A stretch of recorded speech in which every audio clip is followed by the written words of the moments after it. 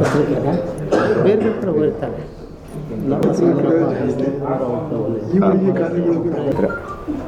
ಬೇಲೂರಿನ ವಿಧಾನಸಭಾ ಕ್ಷೇತ್ರದಲ್ಲಿ ಹೆಚ್ಚು ಓಡಾಡಿದ್ದೆ. ಮುಂದೆ ಬರೋ 26ನೇ ತಾರೀಕು ನಡೆಯೋ ಲೋಕಸಭಾ ಚುನಾವಣೆಗೆ ನನ್ನ ಮಗ ಅಭ್ಯರ್ಥಿಯಾಗಿದ್ದಾನೆ. ಅವನಿಗೆ ಓಟ್ ಕೇಳೋಕ್ಕೋಸ್ಕರ ನಾನು ಅವನ ಪರವಾಗಿ ಬಂದು ಇಲ್ಲಿ ಕೇಳ್ತಾ ಇದ್ದೀನಿ. ಓಟ್ ಕೇಳೋದಕ್ಕೆ ನನಗೆ ಒಂದು ಕಾರಣ ಇದೆ. ಏನು ಅಂದರೆ, ನನ್ನ ಮಾವ ಜಿ ಪುಟ್ಟಸ್ವಾಮಿಗೌಡರು 1999ರಲ್ಲಿ ಅವರು ಲೋಕಸಭೆಯಿಂದ ಪ್ರತಿನಿಧಿಯಾಗಿದ್ದರು ಲೋಕಸಭೆಗೆ.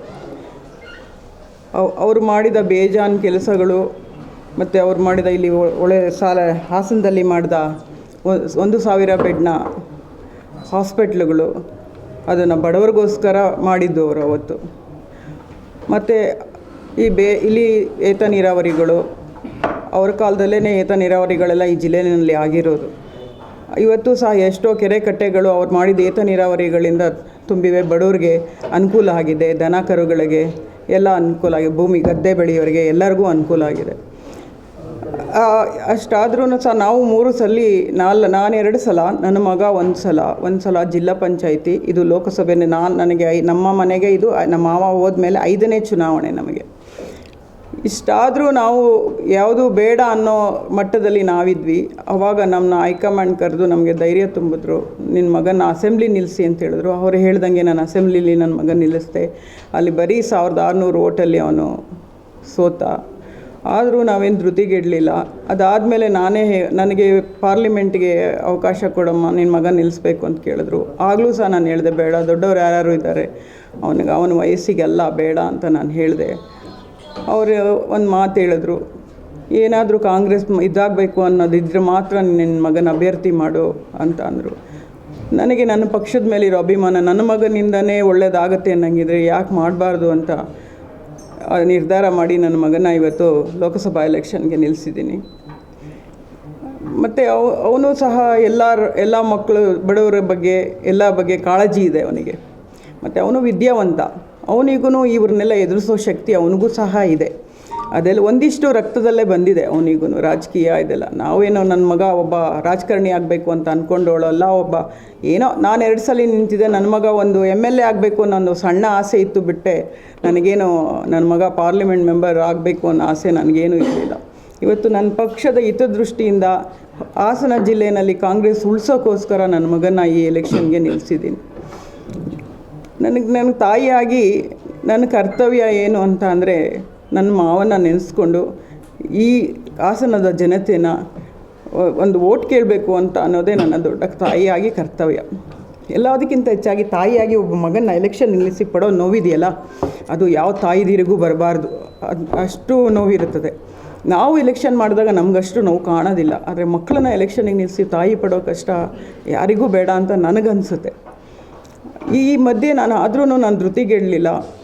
ನಾವು 3 ಸಲ ಅವ್ರ ಮುಂದೆ ಮಂಡಿ ಊರು ನಿಂತಿದ್ದೀವಿ.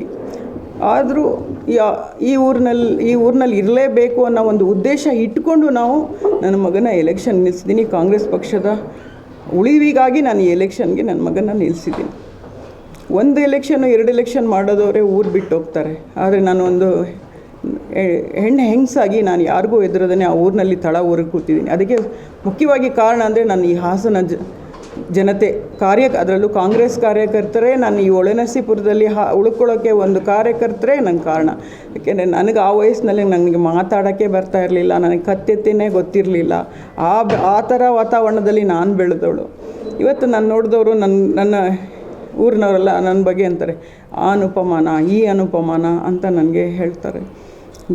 ಹಾಗಾಗಿ ನನ್ನ ಮಗನಿಗೋಸ್ಕರ ನಾನು ಬಂದಿದ್ದೀನಿ. ನನ್ನ ಮಗನಿಗೋಸ್ಕರ ಒಂದು ಸಲ ಒಂದು ಅವಕಾಶ ಕೊಡಿ. ಕಾಂಗ್ರೆಸ್ ಉಳಿವಿಗೋಸ್ಕರ ಎಲ್ಲದಕ್ಕಿಂತ ಹೆಚ್ಚಾಗಿ ನಮ್ಮ ಕಾಂಗ್ರೆಸ್ ಸರ್ಕಾರದಲ್ಲಿ ಹೆಣ್ಣುಮಕ್ಕಳಿಗೆ 2 ಗೃಹಲಕ್ಷ್ಮಿ ಯೋಜನೆ ಎಲ್ಲ ಮಾಡಿದ್ದಾರೆ. 5 ಯೋಜನೆಯಿಂದ ಒಂದು ತಿಂಗಳಿಗೆ ಒಬ್ಬರಿಗೆ ಇಲ್ಲ ಅಂದರೆ 5,000 ರೂಪಾಯಿ ಉಳಿತಾಯ ಆಗುತ್ತೆ ಅವ್ರಿಗೆ.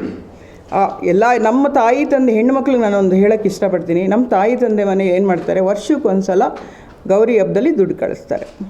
ಆದರೆ ನಮ್ಮ ಕಾಂಗ್ರೆಸ್ ಸರ್ಕಾರ ನಮ್ಮ ಪಕ್ಷದ 2 ಹಿರಿಹಣ್ಣದಿರು CM and DCM ಇಬ್ಬರೂ ನಮಗೆ 2 ತಿಂಗಳಿಗೆ 2,000 ಕೊಡ್ತಾರೆ ಅಂತ ಅಂದರೆ ಅವರು ಇಡೀ ನಮ್ಮ ಹೆಣ್ಣಿನ ಕುಲಕ್ಕೆ ಹಿರಿಯಣ್ಣದಿರು ಅಂತ ಹೇಳೋಕ್ಕೆ ನಾನು ಬಯಸ್ತೀನಿ. ಅವರು ಕಾಂಗ್ರೆಸ್ಗೋಸ್ಕರ ಇಲ್ಲ ಪುಟ್ಟಸ್ವಾಮಿಗೌಡ ಕುಟುಂಬಕ್ಕೋಸ್ಕರ ನನ್ನ ಮಗನಿಗೋಸ್ಕರ ನನಗೊಂದು ಓಟ್ ಕೊಡಿ ಅಂತ ನಾನು ಕೇಳ್ಕೊತೀನಿ. ನಿಮ್ಮ ಮುಖಾಂತರ ಇಲ್ಲ ತುಂಬ ಚೆನ್ನಾಗಿದೆ. ನಾನು ಅಂದ್ಕೊಂಡಿದ್ದಕ್ಕಿಂತ ಚೆನ್ನಾಗಿದೆ. ಎಲ್ಲರೂ ವಾಲಂಟಿಯರ್ಸ್ ಆಗಿ ಕೆಲಸ ಮಾಡ್ತಾಯಿದ್ದಾರೆ. ಎಲ್ಲ ಸಂಘ ಸಂಸ್ಥೆಗಳಿರ್ಬೋದು, ರಿಟೈರ್ಡ್ ಆಫೀಸರ್ಸ್ ಇರ್ಬೋದು, ಎಲ್ಲರೂ ಅವರಾಗೆ ವಾಲಂಟಿಯರ್ ಆಗಿ ಕೆಲಸ ಮಾಡ್ತಾಯಿದ್ದಾರೆ. ನಾವು ಮಲಗೋದು ಒಂದು 3-4 ಅವರ್ಸ್ ಅಷ್ಟೇ ನಾವು ಮಲಗ್ತಾ ಇರೋದು. ಅದು ನಿದ್ದೆ ಈ 2 ದಿನದಿಂದ ಅದು ನಿದ್ದೆ ಬರಲ್ಲ.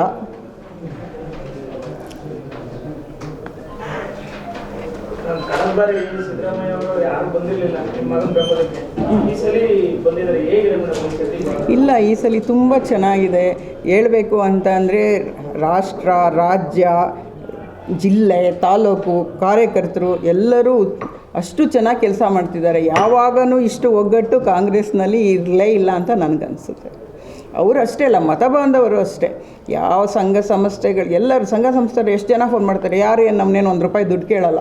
ಅವ್ರ ಪಾಡಿಗೆ ಕೇಳ್ತಾರೆ. ಏನೋ ಆ ಮನೆಗೆ ನೊಂದಿದೆ, ಆ ಮನೆಗೆ ಒಂದು ಇದು ಮಾಡಬೇಕು, ಇಲ್ಲಿ ಹೊಸತನ ಬರಬೇಕು ಅನ್ನೋದೇ ಈ ಜಿಲ್ಲೆಯ ಆಸೆ ಅಂತ ಅಂದ್ಕೊಂಡಿದ್ದೀನಿ. ಬದಲಾವಣೆ ಬಯಸಿದ್ದಾರೆ.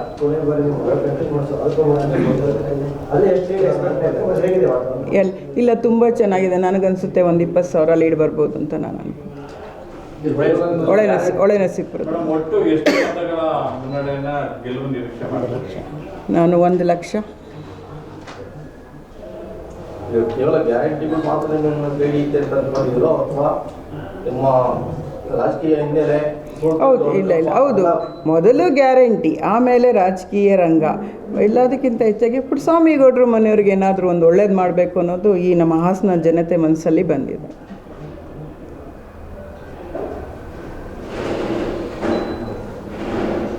ಇತ್ತೀಚಿನ ಚುನಾವಣೆ ಏನು ಕ್ಯಾನ್ವಾಸ್ ಮಾಡಿದ್ರಿ, ನೀವು ಏನು ಮಾಡಿದ್ರು, ಈಗ 2 ದಿವಸ ಇದೆಯಲ್ಲ, ಅದು ತುಂಬ ಇಂಪಾರ್ಟೆಂಟ್ ಅಂತ ಅನ್ಸುತ್ತಾ? ಇಲ್ಲ, ಈ ಸಲ ಹಂಗನ್ಸಲ್ಲ. ಹಂಗೆ ಅಲ್ಲ, ನೀವು ಹೇಳೋದು ನಂಗೆ ಅರ್ಥ ಆಗುತ್ತೆ. 2 ದಿನದ್ದು ಅಂದರೆ ವಿಟಮಿನ್ ಎಮ್ ಅಂತ ನಂಗೆ ಅರ್ಥ ಆಗುತ್ತೆ. ಹಂಗಾಗಿದ್ದರೆ ಲಾಸ್ಟ್ ಟೈಮ್ ನನ್ನ ಮಗ 1600 ಹೋಟೆಲ್ಲಿ ಎಲ್ಲಿ ಇದು ಮಾಡ್ತಾಯಿದ್ದ? ಅದೆಲ್ಲ ಕೆಲಸ ಆಗಲ್ಲ. ಈ ಬಾರಿ ಚುನಾವಣೆ ದುಡ್ಡು ಕೆಲಸ ಮಾಡಲ್ಲ. ದುಡ್ಡು ಕೆಲಸ ಮಾಡಲ್ಲ.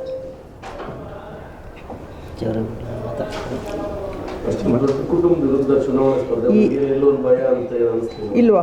ಹಾಗಾಗಿದ್ದರೆ ನಾನು ಫಸ್ಟ್ ಟೈಮೇ ಎಲೆಕ್ಷನ್ ನಿಂತ್ಕೋತಾ ಇರಲಿಲ್ಲ. ಆವಾಗ ನಂಗೆ ಇಷ್ಟು ಧೈರ್ಯನೂ ಇರಲಿಲ್ಲ. ಆವಾಗ ಯಾವುದು ದೊಡ್ಡ ಕುಟುಂಬ, ಅವ್ರ ಮನೆಗೆ ದೊಡ್ಡ ಕುಟುಂಬ, ನಾವು ದೊಡ್ಡ ಕುಟುಂಬದವ್ರೆ. ನಮ್ಮ ಕಾಂಗ್ರೆಸ್ ಪಾರ್ಟಿನೂ ದೊಡ್ಡ ಕುಟುಂಬದ.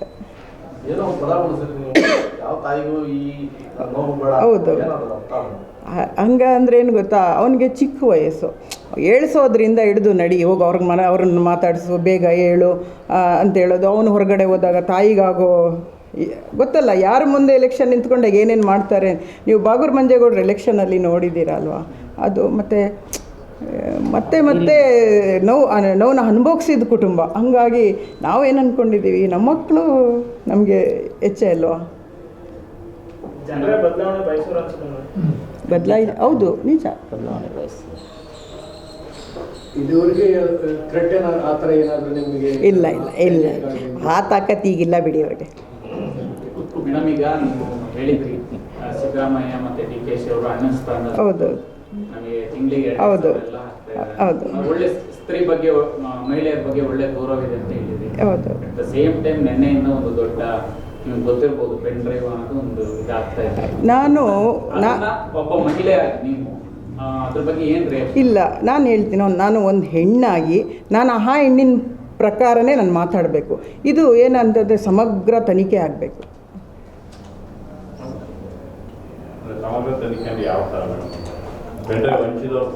ಹಂಚಿದವ್ರ ಬಗ್ಗೆ ಅಲ್ಲ, ಬೇರೆ ಹೆಣ್ಮಕ್ಳ ಬಗ್ಗೆ ಮಾತಾಡ್ತಾರಲ್ಲ ಅದ್ರ ಬಗ್ಗೆ. ನನ್ನೇ ಸಸ್ಪೆಕ್ಟ್ ಮಾಡಿ ಕಾಂಗ್ರೆಸ್ ಮುಖಂಡರ ಕಡೆಯಿಂದ ಇಲ್ಲ, ದಳದವ್ರಿಗೆ ಕಾಂಗ್ರೆಸ್ ಮುಖಂಡರು ಹೆಂಗೆ ಕೊಡ್ತಾರೆ ಅದನ್ನು?